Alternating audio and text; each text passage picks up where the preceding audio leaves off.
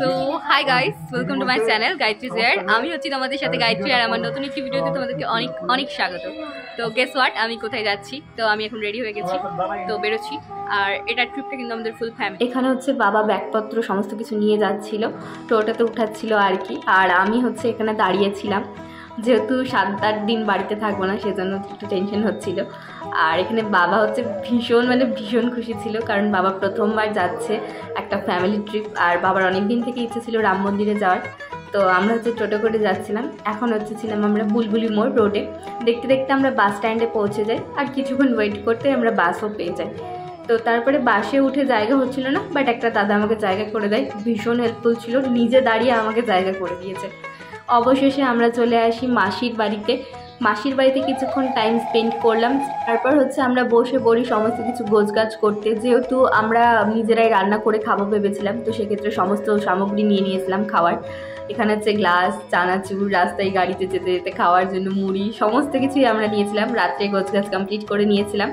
তারপরের দিন সকালবেলা ঘুম থেকে উঠে দেখি বাবা আর দাদা মিলে ঝান্ডাগুলো বাঁধছে গাড়িতে লাগানোর জন্য। তারপরে এগুলো অ্যারেঞ্জমেন্ট করতে করতে আমাদের চলে আসে গাড়ি। আমাদের গাড়ি চলে এসছে গাইস।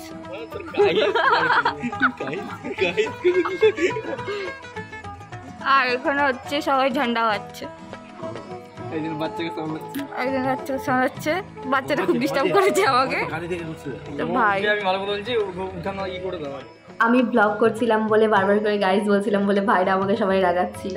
তো যাই হোক, এখানে হচ্ছে গাড়িতে এই ঝান্ডাগুলো বাঁধা স্টার্ট করে দেয়। আর আমাদের দুটো গাড়ি চলে এসেছিল, তো এখানে বাবা, দাদা, ড্রাইভার সবাই মিলে একসাথে হেল্প করে গাড়িটাতে এই ঝান্ডাগুলো বাঁধছিল। তো আমি এখানে রেডি হয়ে চলে এসেছিলাম। আমরা হচ্ছে এখন রেডি হয়ে গেছি, আর বেরোনোর সময় হয়ে গেছে, তাই তো চলো বেরোনো যাক।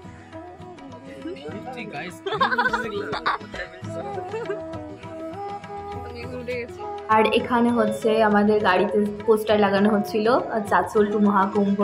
তারপরে আমরা বেরিয়ে পড়ি, গাড়িটা আমাদের স্টার্ট দেয়। আমাদের মানে অনেক এক্সাইটেড ছিলাম আমি যাওয়ার জন্য।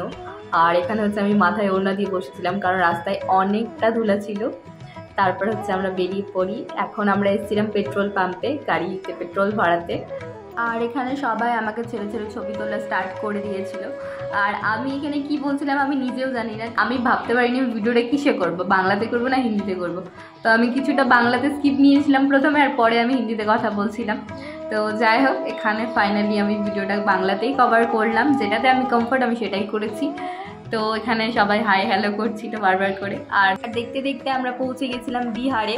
আর গাইস, এটা বাংলাদেশ না ভারতবর্ষ বোঝা বড়ই মুশকিল। তো আমরা হচ্ছে এখানে পূর্ণিয়া পার করে দুটো গাড়িকে আমাদের এই ফাঁকা জায়গাটা পার্কিং করেছিলাম। আমরা ছাড়াও আরও 3-4 জন সবাইকে দেখলাম যে এখানে গাড়ি পার্ক করে রান্না টান্না করে খাচ্ছিল। তো আমাদের দুটো গাড়ি এখানে আমরা পার্ক করি, আর আমরা ভেবেছিলাম এখানে খাওয়া দাওয়াটা করব, তারপরে যাব। তো এখানে হচ্ছে আমি দেখাচ্ছিলাম গাড়িতে আমাদের যে লাগানো হয়েছিল পোস্টারটা চাচল টু মহাকুম্ভ। তো তারপরে তো আমরা খেতে বসে পড়ি। আর এখানে হচ্ছে গাইস, আমরা খাবার কিন্তু আগে থেকেই রান্না করে নিয়ে এসেছিলাম বাড়ি থেকে, তো সেই খাবারটাই আমরা খাচ্ছিলাম। এখানে আমাদের খাবারের মধ্যে ছিল হচ্ছে রুটি, বেগুন ভাজা, আলুর দম আর মিষ্টি। আর তারপরে এখানে আমি খেতে বসে পড়ি। এখানে আমার পাশে বাবা ছিল। আমার তো সব কিছুতেই জানোই একটু বেশি ঢং, তো আমি স্টার্ট করে দিয়েছিলাম ঢং করা আর কি। তো আমি নিজের প্রতি অনেক অবসেসড। তারপর খাওয়া দাওয়া করে আমরা বেরিয়ে পড়ি। আর সকাল থেকে রাত হয়ে যায়, তবু আমরা আমাদের গন্তব্যস্থলে পৌঁছতে পারিনি। আর আমাদের গন্তব্যস্থল এখান থেকে প্রায় আরও 550 কিলোমিটার মতো ছিল। আর এখন প্রায় বাজছিল 6:30-7টা মতো। মানে আমি তো ভাবছিলাম যে পরের দিন সকাল হয়ে যাবে যেতে যেতে, বাট আমাদের অতটা সময় লাগেনি। আমরা এখানে হাইওয়ের উপর দাঁড়িয়েছিলাম একটু চা খাওয়ার জন্য, কারণ অনেকটা পথ আমরা এসেছি। সেই দুপুরে খাওয়া দাওয়া করেছিলাম, তারপরে কোনো খাওয়া দাওয়া হয়েছিল না। তো এখানে হচ্ছে আমরা চা নিয়েছিলাম, আর আমি আমার জন্য একটা স্যান্ডউইচ নিয়েছিলাম। এখানকার স্যান্ডউইচটা টোটালি অন্যরকম খেতে, আমাদের বেঙ্গলের মতন না। তারপর সেখানে খাওয়া দাওয়া করার পর আমরা আবার চলে আসি রাত্রের খাওয়ার জোগাড় করতে। রাত্রের খাবার বলতে এখান থেকে আমরা অনেক কিছু এক্সপিরিয়েন্স করেছি। এখানে হচ্ছে একটা মন্দির ছিল, আর জায়গাটা আমরা খুব ভালোই পেয়েছিলাম যদিও বা খাওয়ার জন্য। তো এখানে মন্দিরের উপর আমরা একটু বিছানা পাতা করে বসেছিলাম। আর এখানে হচ্ছে আমাদের বাড়ির ফ্যামিলি মেম্বার সবাই, দিদিরা বোনরা মিলে সবাই বৌদিরা মিলে রান্নাবাড়ি করছিল। পাশে কলও ছিল, এই জন্য অনেকটা সুবিধা হয়েছিল।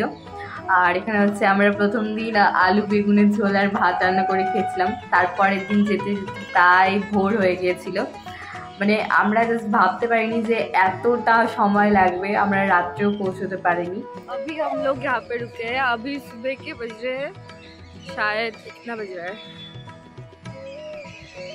तकरीबन 6:30 बजे, 6:15 हुआ है। और अभी हम लोग यहाँ पे खड़े हुए हैं। अभी हम लोग वाराणसी नहीं पहुँचे हैं, अभी यहाँ से वाराणसी लगभग 75 किलोमीटर।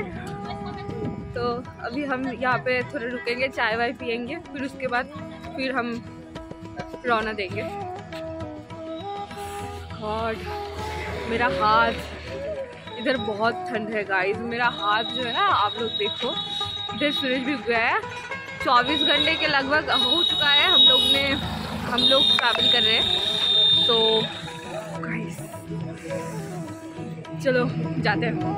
তো আমরা হচ্ছে গাড়িতে যেতে যেতে এখানে মুড়ি মাখা খাচ্ছিলাম। আর ওখানকার রাস্তা গাইস এতটা নিট অ্যান্ড ক্লিন, 6 লেনের রাস্তা, মানে ভাবার বাইরে। আমাদের ওয়েস্ট বেঙ্গলে ওরকম রাস্তা দেখা মানে ভাবা যায় না কখনো আর কি। তো অবশেষে প্রায় আমরা এখন চলে এসেছিলাম প্রয়াগরাজের আশেপাশে। এখান থেকে প্রয়াগরাজ মোটামুটি আরও 20 কিলোমিটার মতো ছিল, বাট রাস্তায় এতটা পরিমাণে জ্যাম, এখান থেকেই জ্যাম স্টার্ট হয়ে গিয়েছিল। এখনও হচ্ছে আমাদের 16 কিলোমিটার যেতে বাকি আছে, আর রাস্তায় ঠিক এতটা জ্যাম। অবশেষে আমরা চলেছিলাম প্রয়াগরাজে। এখানে হচ্ছে আমাদের গাড়িটা পার্কিং হয়েছিল। তারপরে আমি যেমনটা তোমাদের বলেছিলাম, আমরা অনেক কিছু নতুন নতুন এক্সপিরিয়েন্স করেছি। আমরা ছোটো হাঁটিতে আমরা সঙ্গে গিয়েছিলাম। তো এখানে হচ্ছে যাওয়ার পথে আমরা কিছুটা ক্লিপ নিয়েছিলাম। তারপরে অবশেষে আমাদের যেতে যেতে প্রায় রাত্রি হয়ে গেছিলো। তো এখানে হচ্ছে প্রথম আখাড়া ছিল এটা প্রয়াগরাজে ঢুকতেই, এই যেখান থেকে স্টার্ট প্রয়াগরাজের মেলা। আর এখন চলে এসেছিলাম প্রায় নদীর কাছেই।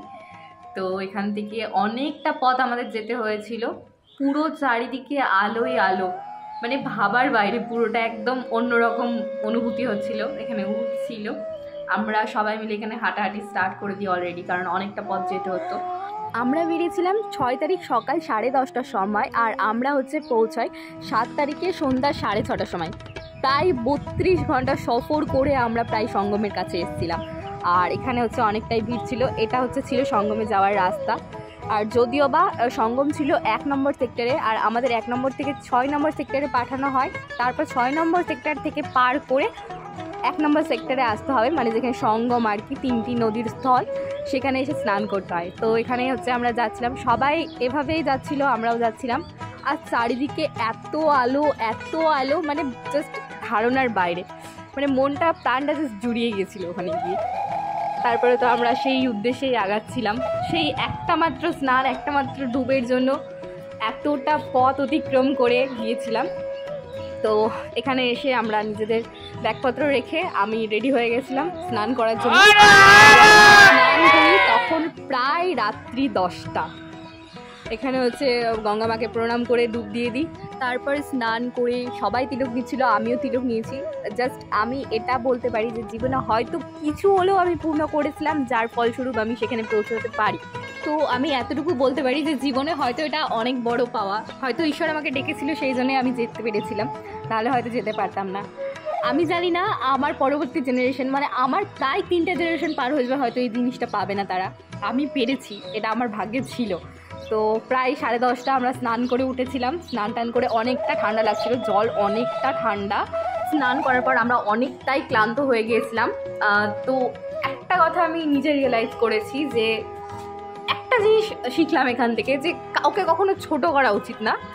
মহাকুম্ভতে গিয়ে এমন একটা জিনিস ফিল করেছি না, যে প্রত্যেকটা মানুষ সমান। তুমি যত বড়ই ধনী হও না কেন, আর যতই গরিব মানুষ হও না কেন, সংসারে ওই একটাই নিয়ম, তুমি কিছুই নিয়ে আসোনি, যা নিয়েছো তা এখান থেকেই পেয়েছো, তুমি সব তোমাকে এখানেই ফেলে যেতে হবে।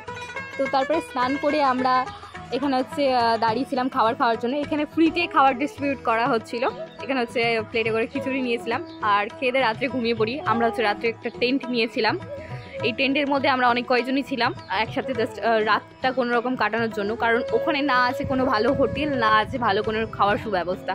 তো সকাল সকাল আমরা এই সমস্ত কিছু দেখে বেরিয়ে পড়ি সঙ্গম থেকে, মানে প্রয়াগরাজ থেকে আর কি। তো যেতেও সেই সেরকমই ভিড়। তো পরের ভিডিওতে দেখা হচ্ছে, পার্ট 2 আসছে। এই ভিডিওটা ভালো লাগলে লাইক কমেন্ট অ্যান্ড শেয়ার করে দেবে। Thank you.